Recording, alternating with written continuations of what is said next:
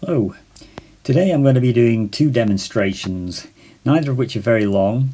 This is the first demonstration that I'll be undertaking. It's of a lighthouse in Cornwall called Pendeen watch, and I'm going to be demonstrating two different ways of using masking fluid. And using masking fluid can enable you to keep the white of the paper where you want it, and then you can work around it more freely by washing over it and generally painting around it. And then at an appropriate stage you can remove the masking fluid and carry on working. So this will be the first demonstration, and here is the second demonstration, which is a much quicker demonstration, but it illustrates not spattering of masking fluid but applying it with different tools such as a cocktail stick and a brush. And I'll also demonstrate at the beginning how to protect your brushes from masking fluid and how to clean them out. So I hope you find this helpful, and please watch through and be patient. There's plenty of information in this video for you to take in and hopefully take away and use. So in a moment we'll cut to me preparing my old toothbrush for spattering the masking fluid. Here we go. I've got gloves on. I'm using liquid soap. Most household liquids, hand wash soap will do, and I rub it into the toothbrush. I've got gloves on because I want to keep my hands clean. Rub it in deeply. As long as the brush is clean, that's great. Just put plenty on there. It's cheap, you don't have to worry about it. It's good to protect the brush. And this works for sables or for nylon brushes as well. I just take a bit of the excess off because it's rather a lot, but basically you want to leave a good coating on there. So the masking fluid I've got isn't coloured. You can get coloured blue ones which are easier to see where you're going. This one is actually basically white, so it's harder to spot where you've gone. I just pour a little bit out of the bottle. Don't shake the bottles up, basically, because it does make it more difficult to pour out later on, because a bit will dry at the top of the canister usually, or bottle. So as you can see, I've just put some on the brush and I spatter. It's a good idea to practice this. I'm a bit out of practice actually, but it's a good idea to practice. So I've made a bit too much of a blob there, but you can always mop this up and go back over it. So if you practice or do a couple of spatters on a piece of scrap paper first, then you'll find the right level of spatter that you need. This is another good reason to wear gloves. And the masking fluid is a kind of rubber based material, and it does adhere to brushes and just about everything else that it comes upon, and so you need to be fairly careful with it and try not to get it on your clothes. So once you start spattering, you just need to be mindful of where you want the resist to be, the paint resist, i.e. the masking fluid, and the size of the dots of the spatter as well. Ideally, as things recede, you want smaller dots further back and larger ones near the front, and this takes a bit of practice.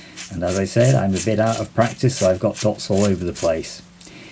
So you can see a little bit of the lighthouse that I've drawn in, and the rest of it's kind of masked away at the moment with masking tape as well, so I keep the other areas clean. I've got a piece of paper running just under my palette there as well, which is taped down on the horizon line, and that keeps the masking fluid off other parts of the painting because I don't want any to go on there. I'm not really applying that. So you can see how much goes on your hands or on your gloves in my case, and it's a good idea to then just have a clean up, wipe things off, dab away any of the masking fluid from your work that you need to, as you see me doing here. And the brush, I just put it straight in the water. Just stand it up in the water for a while. If it's a sable or a nice brush, don't stand it on the bristles, but suspend it in some water or wash it out straight away just with water and maybe a bit more soap. The soap will mean that the layer of soap you've put on already will mean that the masking fluid can't stick to it, and so you can clean your brush out just as you would clean paint out. because it's already got this coating of soap on the bristles. Works for toothbrushes, works for scrubby old brushes, bristle brushes, most brushes. I wouldn't use your best brush for painting with masking fluid, just in case. But always do a test with a poor old brush before you use a nicer brush. I keep a couple of brushes aside just for using with masking tape. I mean, this one's complete. This one I'm using now is actually a dip pen, which I didn't find was that useful. I did try various different things in this video just to see what different results, and then of course let it dry, because that will ensure that nothing gets picked up when you start painting. So I've mixed up some paint ready for putting in the sea, and you need to be fairly broad and paint over this. A bigger brush will not snag on any of the masking tape that's dried. I've mixed up basically some Prussian blue with a little bit of Payne's grey, and I'm brushing it in reasonably wet, not over wet, but a good coverage so I can spread things out without getting any unwanted hard edges. Now, I've really got no need to paint around everything. The only reason I'm doing that is to demonstrate A, that you can do it, but B, to leave enough of my drawing so I can see what I'm doing. I could just wash over it because the Lighthouse components are in the main going to be darker than the sea. There is a little bit on the roof which is probably lighter than the sea, and so it's a good idea to leave that, paint round it, mask it, do whatever. But for this demonstration I'm just painting round things so that things remain as clear as possible. And once I've removed the masking, you will see what the effect is.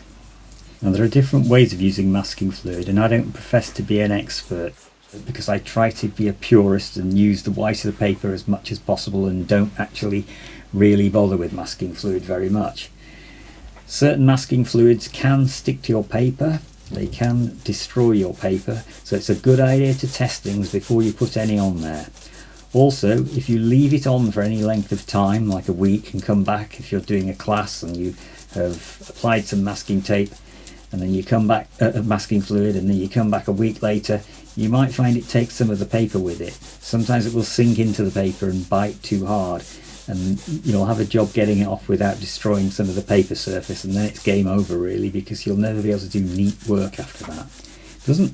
Isn't the case in all papers, but with certain papers it definitely is. So if you've spent a long time drawing something out, be careful, because as you can see, when you start rubbing it off, it can also act like an eraser and take away some of your drawing. So make sure you've got either a tracing of it if you want to retain it, or that you really have left enough of the drawing so that it won't disappear if you do what I've just done. You can also use a rubber, an eraser, to help remove the masking fluid which is dried. But you'll get lots of bits everywhere, so make sure they're all cleaned away before you start applying paint, or else they'll get in the way and could adhere to the paint, which is not ideal by any means.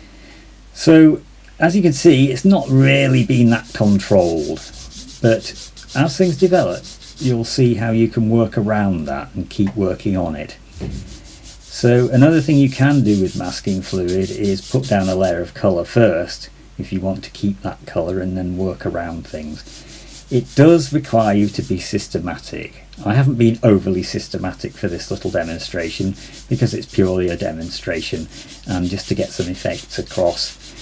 It's hard sometimes to think of everything in a demonstration when you're trying to film and talk and do everything else. So I'm working in quite broad horizontal strokes with this, quite lightly, almost dry brushing it on over the surface of the paper. The dry brush is another way to get spattering looking techniques to see glitter, which is the effect I'm going for here, which will be most enhanced once the dark of the lighthouse goes in against the lights that are around it and behind it. The sun's kind of setting just behind the lighthouse. This is a particularly interesting lighthouse because it's not that far from where I live really. I mean, it's a good 100 miles I would say, but Cornwall is relatively easy to get to when the roads aren't too busy, and I've visited this one on a few occasions. It's fairly near to Land's End. So making these broad strokes helps me to keep the kind of perspective in mind as I go. I've got a bit of white watercolour there, which I've added to my palette, so it's quite wet, and I can also dry brush a little bit of that over the top of various bits and paint round. But I do find that white watercolour and gouache to a certain extent will help, but they're never white enough for my liking, so I really like to keep the white of the paper. You can dry brush it slightly over the top of things as I'm doing here, which gives it a kind of pale fogging effect, which is okay for certain parts, but of course because it's a damp medium and fairly prone to being reactivated by water, it almost really is picking up some of the paint that it's going down upon, and that can sometimes colour it. So if you look just to the right of the Lighthouse, where I just applied a little bit further to the right, you'll see it's slightly grey there, and that's the white watercolour with the already blue of the sea coming up into it. So I've prepared a couple of colours for the sky. It's a sunsetty sky with a bit of warmth coming through the blue or the gathering darkness, and a little bit of pink cloud. And so I've mixed up a fairly pink and orange. I think it's opera rose with a bit of cad orange that I've used, and I'm spreading it out lightly with a large brush, not overly wet, but just to keep the surface damp. I can come right down, I can go over the lighthouse as well if I want to, because it's so light that I can still see my drawing. It won't interfere with anything. I could probably have used a slightly bigger brush because I am over brushing things a little bit, but because it's still wet, it's going to be a wet in wet where the blue goes on top of it. And this is, I believe, a little bit of manganese blue with a bit of ultraviolet going in there. Both Winsor & Newton artist colours, and I start light but soon realise I need more pigment on there, and because it's wet I'll just brush on as much as I can. If I brush it on too wet you'll start to get back runs. So in the top right there I've got some kind of residue of masking fluid possibly in the paper, which is causing a bit of a resist, but we'll lose that as we go. It's not too bad. Again, you've got to work quite swiftly like this, and the incline of the paper can make a difference to how the paint works. I haven't got any incline here, it's completely flat, purely because that's easier for my camera setup in my studio. So mixing a bit of paint, you can mix a lot more in advance if you want, but I didn't want to mix too much because I wasn't sure how dark I wanted to be at this stage. Just where it meets the horizon, softening off a little bit at this stage, and in again with another layer. I have edited the video a little bit so that there is a little bit of the drying time and mixing time have been removed from the overall footage just to save time, because it can get a little bit tedious waiting for people to mix paint, etc. So now I'm just going in again with my propelling pencil, and I'm just highlighting some of the drawings, just strengthening up one or two parts so that I can see them more clearly when I go over them with darker paint. It's worth just taking a bit of time to do that, especially if there are any confusing areas, because the foreground of this painting is very abstract really. I didn't go to town on a lot of it, and the reference I had was very minimal anyway, and it really didn't show a lot of that. But I have several old photographs of Pendeen from about 35 years ago that aren't digital, and I've drawn it as well before. I've got old drawings in the sketchbook, so I'm fairly familiar with what's going on there. So the top of the roof, I don't know what the material is, it may be some kind of gravel on there, and these chimneys, these black chimneys protrude from it, and those items to the right of the actual lighthouse tower are foghorns, which I love. I think they're very interesting and eerie in their way. So the top of the lighthouse, I'm just making it quite warm. At the top of the roofs of the buildings around the lighthouse, I'm making quite warm to reflect this setting, the warmth of the setting sun behind. And you can go, you need to go fairly stronger with the colour really than I did at the beginning, because you can see how it's faded, but I want it to be quite light near the horizon. So I'm just brushing it out, and I will make the colour stronger as I go.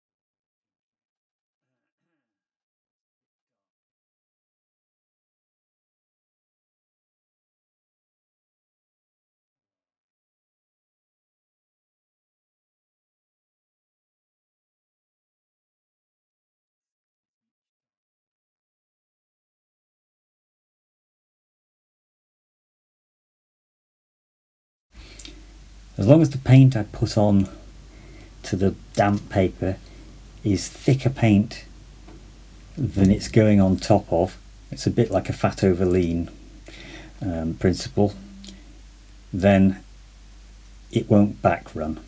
But if it's too dilute, then you're more in danger of getting unwanted back runs and marks. Of course, if you don't want to go that dark, then you have to be more restrained and let things dry, or try and do them in one hit. So practice washes. It's a good idea to practice washes anyway, because different papers, as I've said, will behave differently, as they will with masking fluid and all kinds of different media.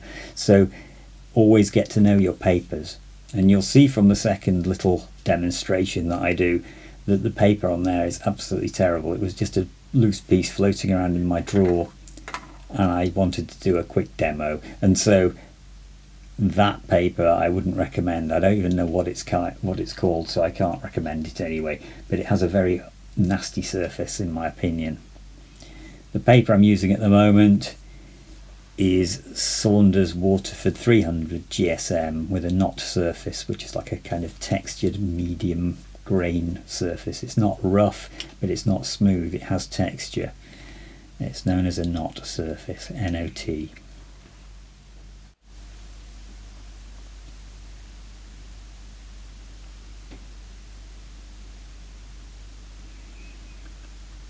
So just to reiterate, when you go over areas, you need to think fat on lean. Get more paint, more pigment into the mix, and then it will take without giving you back runs. And if you want it to be a lighter colour, then it's a good idea possibly to try and do that in one hit, or if you can't do that, let it dry. Just let it dry first and then start again, and that way you'll be able to control things more easily. So here I'm going in with the beginning of actually painting the silhouette of the lighthouse. I'm using a small hook brush which has got a very fine point, but it does hold a lot of paint. This is Payne's grey with some Prussian blue, and it's quite thickly mixed because I want it to be pretty opaque, it being a silhouette and quite dark. And as you probably know, watercolour will dry a little bit lighter than the colour that you seem to apply when it's wet, so you need to allow for that. And the thicker the paint goes on, the more it will keep to what you're applying in terms of tonality. It won't lighten as much. So I want to go in pretty carefully and paint around these edges, and this brush is great for that because it's like a drawing pen almost. You just need to be very careful of how much paint you have on it or how much water you have in the paint. If you add too much water to your paint, when you touch the page with the tip of the brush, a lot of the water will come onto the page. It doesn't look like a lot of water, but it's more compared with a drier brush. So with a slightly drier mix, drier brush, you can draw these very fine lines, especially with a brush like this. It's a lot easier to control. So it's a good idea to practice and bear that in mind. If you have a brush that's too wet, then you're going to cause yourself problems.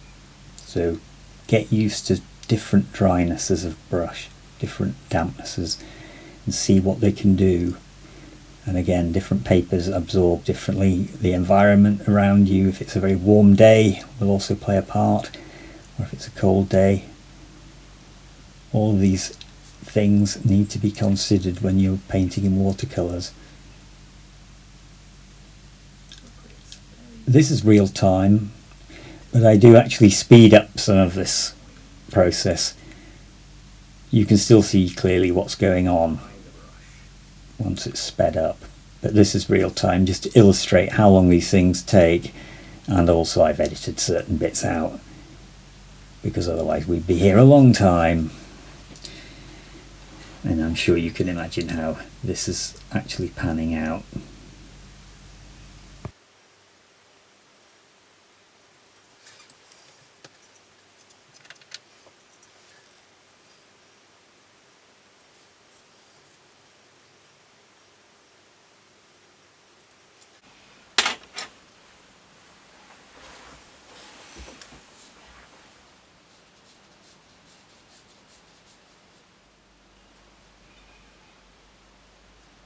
So this is just pure Payne's grey, again thickly mixed, and I'm applying it. You can see the tonal difference between it and the bluer area which I painted first. So although the blue's pretty dark, I can go over it with darker colours still, and I've borne that in mind so that I can make alterations as I go. Plus it's dried a little, and it's dried a little lighter than when it went on, as you can see. So this that I'm painting now is the actual light within the tower of the lighthouse, and I need to look carefully at it because there is a little bit of light coming through the centre of it, through the core, but it's basically a silhouette. The light's not lit at this time of evening, it's getting on for dusk.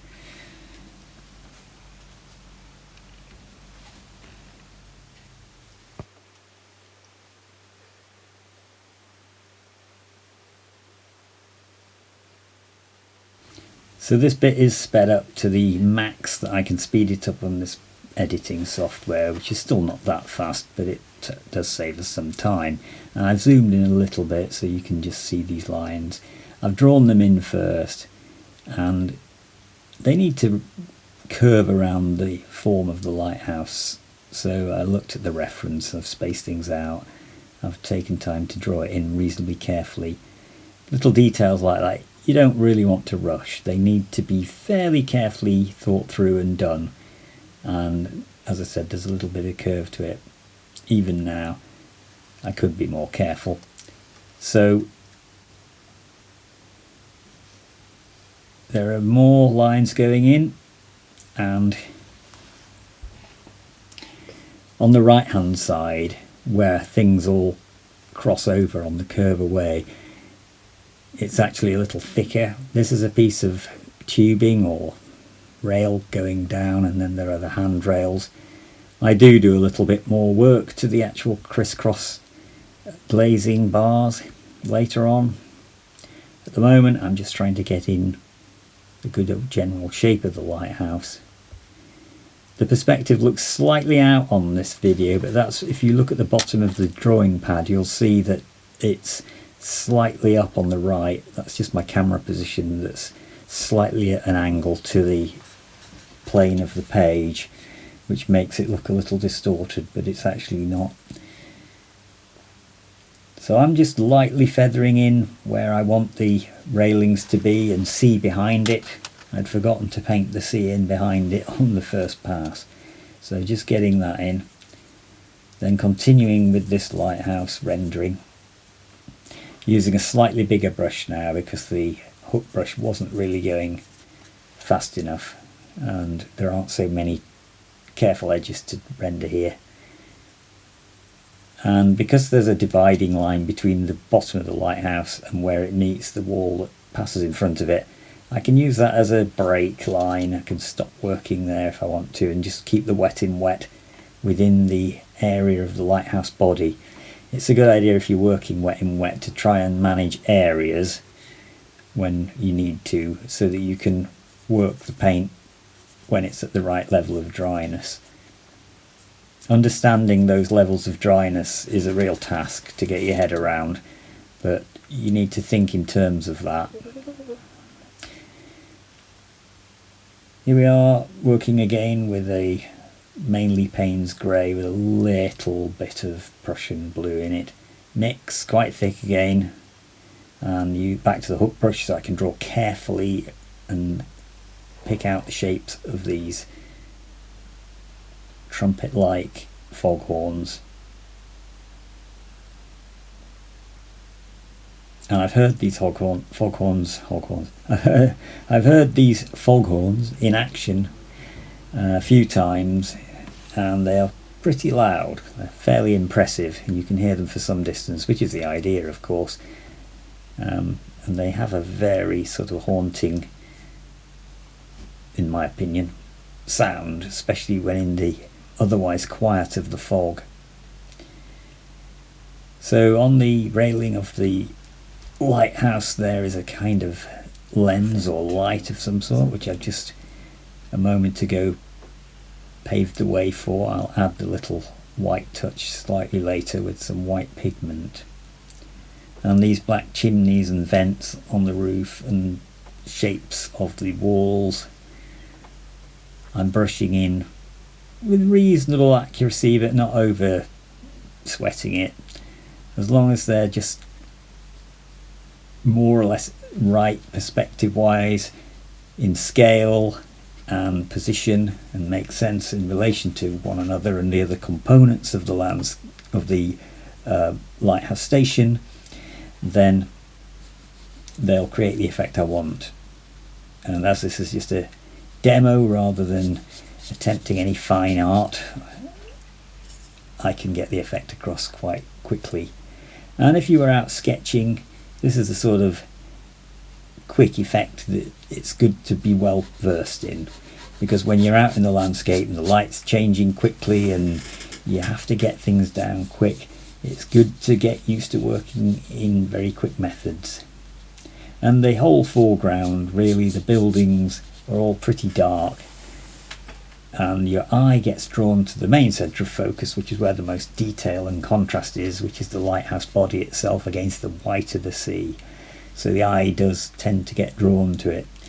Composition wise, it's the tower of the lighthouse is quite well situated, and it's just off a third. So if you know the rule of thirds, then you'll know ideally where it would be placed, and it's not far off, given that this is a slightly wider than normal composition. So I'm just brushing over wet in wet really now with dark pigments, just a bit over the still slightly damp light colours on the roof, just to make sure that this foreground has enough darkness to it, because as I say, it's really largely in the shade. And this first few marks I'm putting in now were going to be the shadow of the lighthouse, but I kind of lost concentration. It's not going to be at an angle like that, but because it's still wet I can alter this and make it more correct. It'll be more vertical than that, which you'll see in a moment as I correct it. Sometimes when you're demonstrating, you've got so many things to concentrate on that you take your eye off the ball for a moment, and that's when you make mistakes. So if I'm doing a live demo for an art class or for an art group, I usually do something I've practiced before, so I've got some idea of how long things take, what to expect, etc. And it's also a good way of preparing for teaching, and I do teach a lot of classes, so this particular project is coming up in one of my future watercolour classes, and it was requested by one of the attendees, and I'm going to be demonstrating some of it, but hopefully they'll see this video as well. I usually pass around the link so that everyone gets to see it, and hopefully it will be of use to them.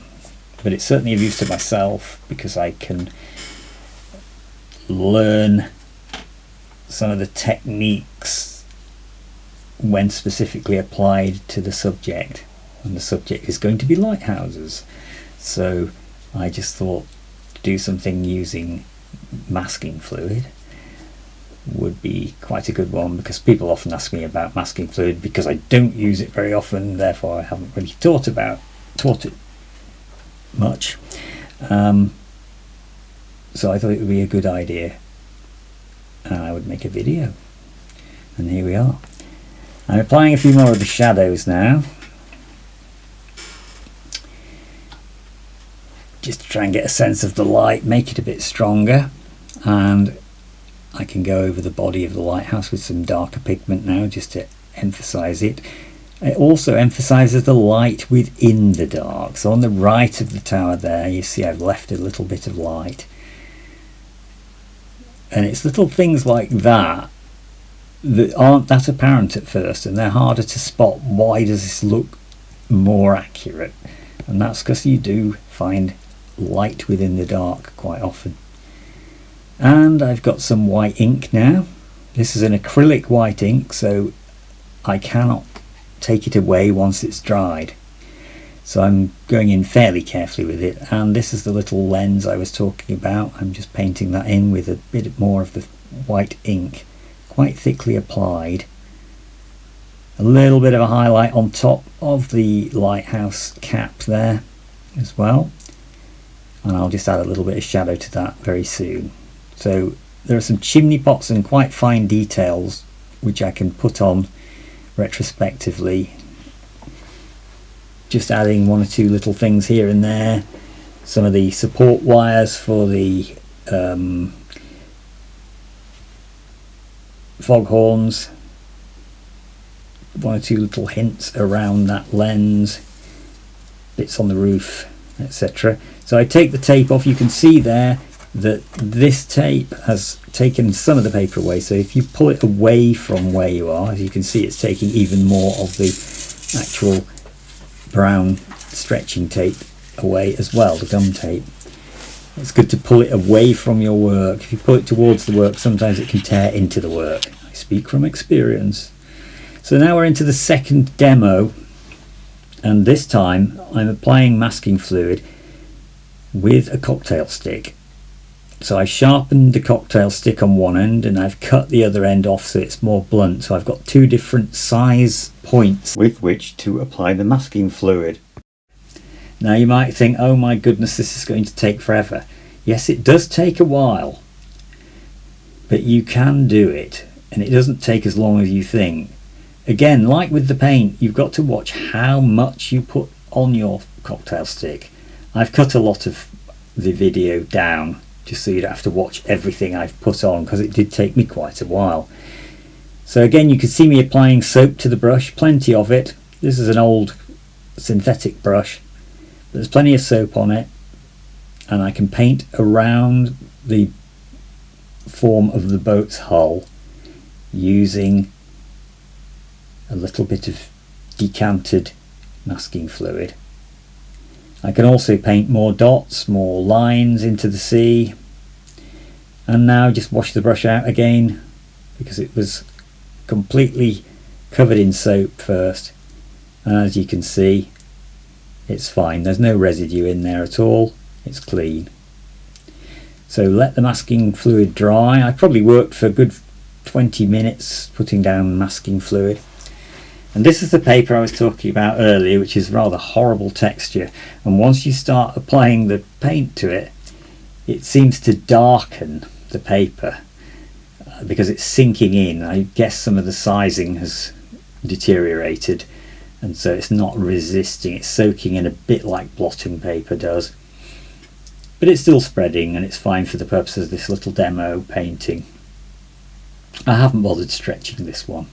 It was just literally floating around in the drawer. So I'm applying, because the scene is backlit, I'm applying a kind of yellow. You can see how dull it's gone. That's the paper. The problem with this paper, which has a very strange canvassy feel to it. That's what the grain is. The grain appearance. It's not really granulating paint, it's more the texture of the paper just showing up as the watercolour sinks into it. So I painted the sky wet in wet, and I'm keeping things fairly wet and alive, but the hill, cliffside, was painted after the sky had dried a little bit. And the sea I'm overpainting with a mixture of manganese blue and also Payne's grey. There may be one or two other blues going in. So darker to the front and lighter further back, and you can see where the masking fluid was.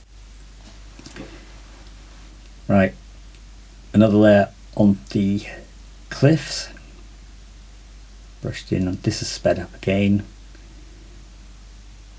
Now in with the hook brush again with a mixture of Payne's grey and Prussian blue. So it's quite dark, and I can carefully draw in with this brush. As I said before, it's like a pen, really.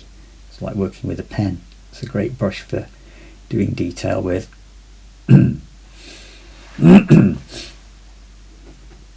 It almost behaves like a rigger as well at times. As you can see, I can do a pretty straight line if I just drag my hand down.